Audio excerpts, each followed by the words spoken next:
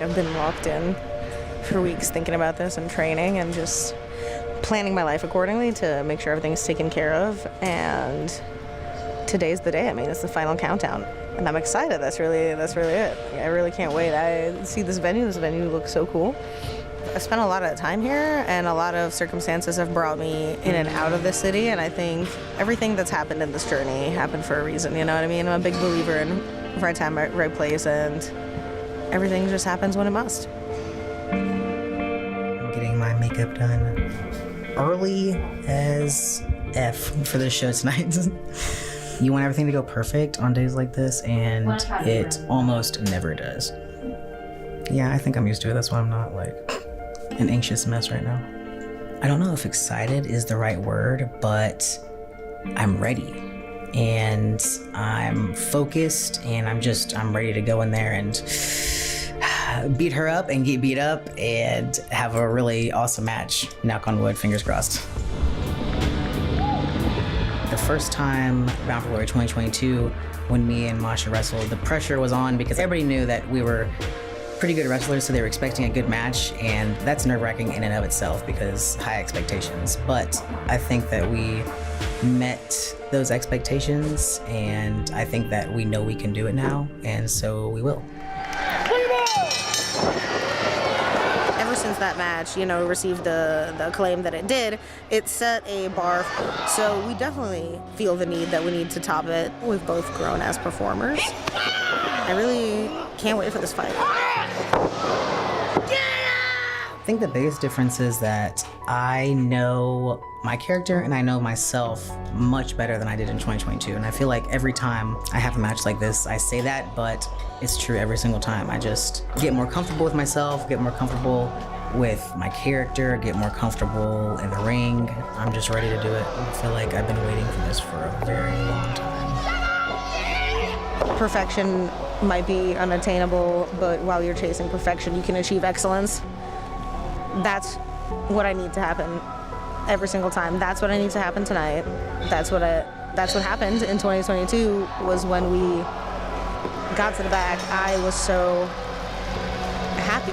I remember that moment. I remember feeling truly happy, proud, and joyful about the match and nothing more. And I really look forward to repeating that and hopefully excelling, actually, because we're nothing like the wrestlers that we were back then. So it's a completely new match. It's a completely new version of us, and it's the culmination of a very long story.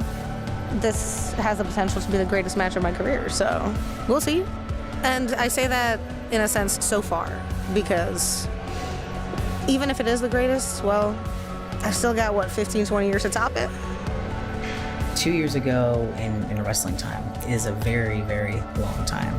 And even though, it's only 2 years, you feel like a completely different person within that time period. And remember the first time that we did that sit-down interview? It was just, I don't know that person anymore. I feel like just things are constantly changing within wrestling, within myself. Masha is a completely different person now too. She's also gone through an incredible transformation just over the past 6 months. And everything in the past 2 years, everything has built up to what this match is going to be too. When I first started watching wrestling, I just felt pulled in. It's like you see one of those cartoons where the genie's hand comes out of the lamp and it kind of drags you in. That's definitely what wrestling did to me. Wrestling was always there. It was just knowing that I had something to fight for. Because from a young age, everyone would always ask, what do you want to do when you grow up? What's like your plan? And I'm like, what do you mean, what's my plan? I'm 10 years old. Like, I don't know what I want to do, and everything seems so mundane, and everything seems stressful and chaotic and sad and boring. And that wrestling always seems like it would bring me everything I've ever wanted. It would bring me, something different. It would bring me an interesting life. What really drew me in was the violence. I saw people like Fit Finlay beating the shit out of somebody and then taking a shillelagh to them. And I was like, yes, how much more violent can we possibly get? And then I discovered hardcore matches. I was like, man, we can use chairs and tables. And then I was like, wait, you can put people in a cage? And then I discovered deathmatch wrestling, and I was like, what do you mean you can hit somebody with a light bulb? You know what I mean? It was like, how far can we push the envelope to tell this violent story? And something about that really drew me in. I was like, how far can I take it? How far can I push it? How violent of a spectacle can I put on? And it's something that I enjoy being physical. I think I was like this from the very start in wrestling, but also considering the fact that I was trained almost exclusively by men who were twice my size, and I was 16 years old, and they were just like, well, fight for your life. So that's kind of ingrained in me. There's no other level of wrestling that I know aside from coming in and just being full steam ahead. I was always doubted because wrestling is not something that's common to succeed in. You know, I was asked, why do I think that I'm gonna be 1 out of a million? Who does succeed out of all the wrestlers who try, who actually make it somewhere? And like I said, I didn't expect that. I didn't know that, but I had to try. And I think that's carried on into my career as well, because anyone who says that I can't wrestle here, I can't win this title, I can't outperform in this match, well, I will every single time, and I will be thinking of the people who said that I can't, just to prove them wrong. That's enough motivation alongside everything else. That in itself is enough. It teaches you self-discipline because no one is in there forcing you to come in every day, to be in the gym for 6 hours a day, to take all this abuse, to learn all these different styles. There was no one ever messaging me and hounding me to come in. I did that out of my own volition because I wanted to be the best. Especially standing in a class full of men, especially standing in a class full of people who were already further along and better than me, I said no. My goal here is to be the best, and that is point blank period. I will do whatever it takes to become the best in this class. I will do whatever it takes to become the best in the school, and then that carried on into the rest of my career. Simply put, I want to be the best.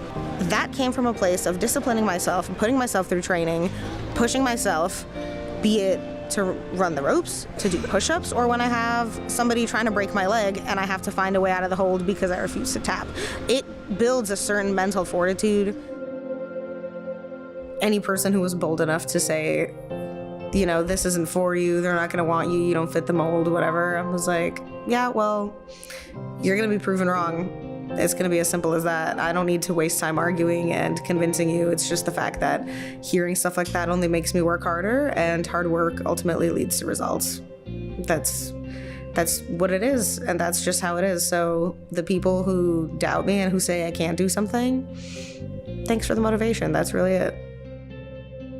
For wrestling, it's hard to plan ahead because you never know when opportunities are gonna come. You never know. I mean, when I got called for the Royal Rumble, it was a week. So it was like a week away. And if I hadn't have been ready, I would have felt so much worse going into it. Like, it's crazy. These opportunities come up, you never know when they're going to, and you have to be ready for them. It's been a crazy year. Honestly, the fact that the Rumble was in January, it feels like it was so long ago now because so much has happened since then. I've wrestled so many amazing wrestlers from NXT. I've been there so many times. It's just, I mean, I met Shawn Michaels. I met so many people that I never thought I'd get to meet and conversate with and who knew me. And it's just, it's mind-blowing, to be honest with you. I haven't really had time to reflect, and I haven't wanted to reflect too much because I have plenty of time to reflect when I retire, when I slow down, but I have a very finite amount of time now. I have no idea how long wrestling is gonna last for me. I mean, women's careers are already shorter than men's. So every thought, every moment, all of my energy and focus needs to be going to being ready for whatever comes next. When I see that I have to wrestle one of my best friends, and the wrestler that she is, it makes me want to be a better wrestler. It makes me want to up my game. It makes me want to have because I know we can have one of the best women's matches in, wrestling history. And that's what I just want to continue to do with her. A lot of my best matches in my career have been against people who have the ability to beat me as much as I beat them. And a lot of the times, I don't find that in people, and I find that I swallow them up, and I just kind of overtake their entire being. With Jordynne, I think it's very back and forth. It's very 50-50. It reminds me, quite frankly, a lot of like the really cool intergender matches I had, because neither one of us is holding back. Well, I know what we want to do. I know like the things we want to do in the match, and for me, we have to focus on our chemistry, because I feel like that's a lot of what our matches are, is our chemistry. And she's doing a lot of things tonight for the first time. I'm doing a lot of things tonight for the first time, and they just got to go off without a hitch. She brings what I bring to the table. I feel like when we wrestle, it's almost like, wow, I guess this is what I'm looking for in an opponent. It's what I try to provide to an opponent being provided back to me. And I really enjoy that. The fact that she's been able to work the indies pretty much every single weekend and also come here and give it all she has, it's remarkable. I don't ever want to be surpassed. And I think that every time I feel like she's getting a little too close to me, I have to up my game. This is not a character thing. This is like a real life, like competitive feeling that I have. She's someone that I've grown to look up to. Like, I aspire to just do more and to be more because of her. First of all, I'm definitely amped up, but just trying not to think about it too much. I'm just ready to go out there and do it. And whatever happens, happens. It's gonna happen no matter what. Probably in about an hour. So I'm just at that level. I just know no matter what, I have to go out there and do what I do. I think the same thing that I said I was fighting for a couple years ago, just representation across the board. I think I'm fighting for that same thing now. I think me and Masha are two very unique individuals. Like, maybe we don't look exactly, how some people think we should look, and I think we're fighting to represent that. But I think I'm also fighting for the knockouts division, and I do want us to be held to a certain standard. If you're not giving your all in every single match, if you're not constantly evolving and just be a better version of yourself, then that's an issue for me. I think that as a TNA knockout, you should always be trying to do that. Honestly, I try to feel as calm as possible, because that's how I think that you really lock in and you get focused on what needs to be done. So imposter syndrome is a very real thing for me specifically, and I feel like every time I go out there, every time there's this build to a big match, I feel like one thing I need to focus on is not exposing myself, and I tell people that all the time.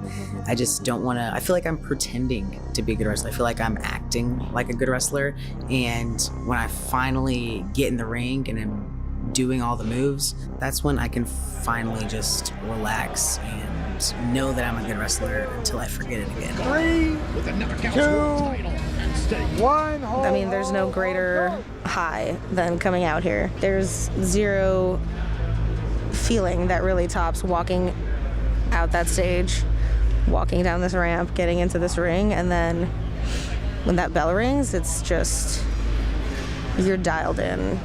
You're just going. Nothing else matters. You're just in that moment. You're in that fight. It's an incredible feeling. When you're doing it, when you step out of the curtain, that's what all this has led up to. So it's kind of okay, now I'm finally here and I get to do this. This is not something I have to do. This is something I want to do. This is something I get to do. This is something that I've worked a long time for, and I feel like at this point I was born to do it.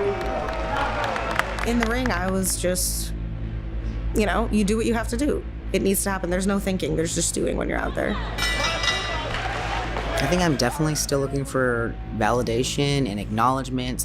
I've set myself up for everybody to anticipate at least a good match when they see my matches with anybody, no matter who it is. And that's a lot of pressure. And luckily, I feel like I've been rising to the expectation every time. And pray that I can continue to do that for the rest of my career. I just want to share what I'm feeling with the fans in the ring because it feels so good and I feel so alive. It brings me joy to have others feel that, and it feels nice knowing that you can be the puppeteer with your actions and your emotions. You're controlling the wave of the crowd and they all kind of become one. So you're controlling the sea with the story that you tell. There's some people that I have to worry about not hitting me hard enough, but with Masha, I definitely do not have to worry about that. I know she's going to probably hit me as hard as she possibly can. Maybe harder than she's hit anybody else. I think every time we wrestle, that's what people can expect, and that's what we both expect, that we're just gonna beat the shit out of each other. That's what it comes down to, right? That's the kind of wrestlers that we both are. We're not gonna get upset with each other about it. We just know that it's coming. Like, we don't have to apologize for it. There's no such thing as too hard in this match. There's something to be said about letting yourself get hit hard. Like, boxing, MMA, you can get hit and you just don't know those strikes are coming. But in wrestling, you know those strikes are coming and you know how much it's gonna hurt. That's like a special kind of crazy, right? When you're just letting yourself get beat up. When you're opening yourself up to be chopped, you're just trusting that person 100% not to knock you completely unconscious, not to break your nose. Chain wrestling is fine, like you can do that all day, right? But when you actually get hit in the face or punched or slammed really hard, that's when you actually wake up and you're like, okay, we're about to fucking do this right now. You know, you do stuff like running up the ropes and Frankensteiners and all types of crazy things that involve, balance and slipping. It definitely raises the probability of failure, which doesn't sit well with me, but I like to push myself out of the box. So I said, well, let's do that. And I proved to myself that I know exactly what I'm doing and I don't need to doubt myself. So for me personally, I feed off of getting hit during a match. It makes me feel different kinds of emotions. It makes me like real angry, and not necessarily at that person, just like in the moment. It brings out the intensity in me. So when someone's not hitting me hard enough, that's why in matches sometimes I always yell harder, because I want to feel that intensity. That's what brings out the Incredible Hulk in me. I think I need that because it helps me to connect with my opponent, it helps me to connect with my fans. That's where I think all the chemistry between me and Masha comes from, is just because we're not afraid to hurt and get hurt. I think that's why I'm always telling the person, hit me harder, because if they're not hitting me hard enough, I'm not gonna feel it. And the fans aren't gonna feel it. People watching from, their homes aren't gonna feel it. I just think you need that. It all felt so smooth. It all felt really good. It felt like we were flowing perfectly in a rhythm. And once we got up in the corner, that was kind of the last risk. In that moment, I just said, well, fuck it, I'm gonna do the pile driver too. And then I just jumped up and did it because it felt right. And you just gotta go with what you feel. I guess I never imagined that my name would be on this title in the history books. I didn't know where my name would ever be.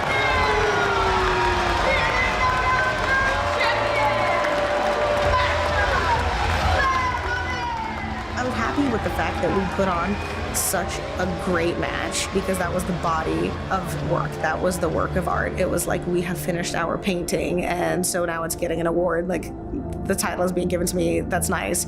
That's wonderful. I love this.